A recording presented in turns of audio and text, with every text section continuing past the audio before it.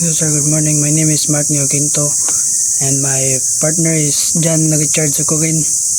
I will report this topic, watertight integrity and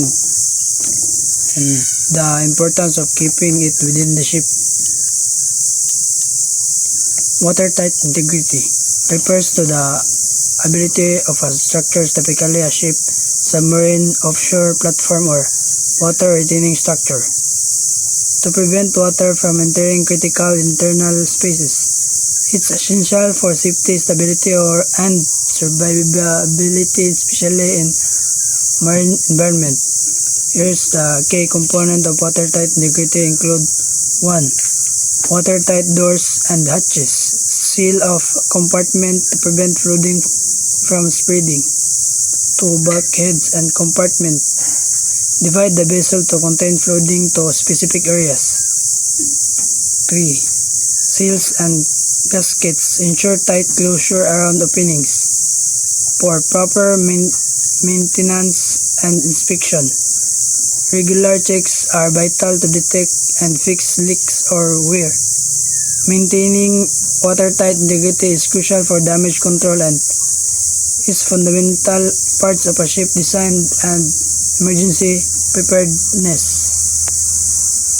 Here is the importance of watertight integrity. Lies in protecting lives, equipment, and structure itself. 1. Prevent flooding. It stops water from spreading through a vessel of structure in case of a hull breach or route cease. 2. Ensures buoyancy and stability. If water enters key compartment, it can make a ship unstable or cause it to sink. 3. Protects equipment and cargo. Keeps sensitive system, cargo, and electrical equipment dry and functional. 4. Improves survivability in emergencies. In case of collision, groundings, or damage, watertight integrity can limit the damage and allow time for repair or evacuation. 5. Regulatory compliance. Ships and marine structures must meet strict international safety standards, such as those set by SOLAS, International Convention for the Safety of Life at Sea.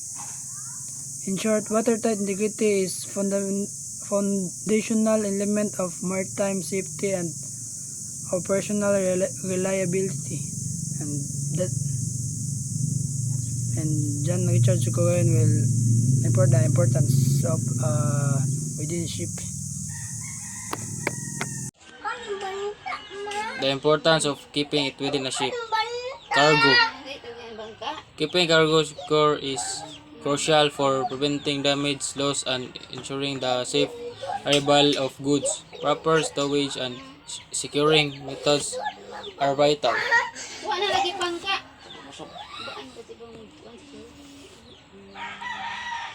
Crew. Maintaining discipline and order among the crew is essential for safety, efficiency, and preventing accident or conflicts. Equipment.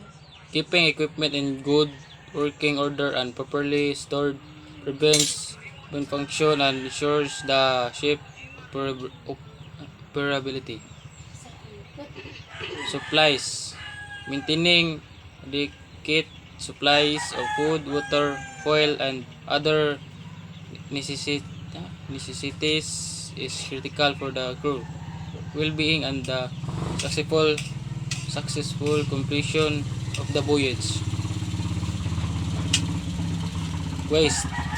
Proper management and disposal of waste are crucial for environmental protection and maintaining hygiene on board. Information secrets.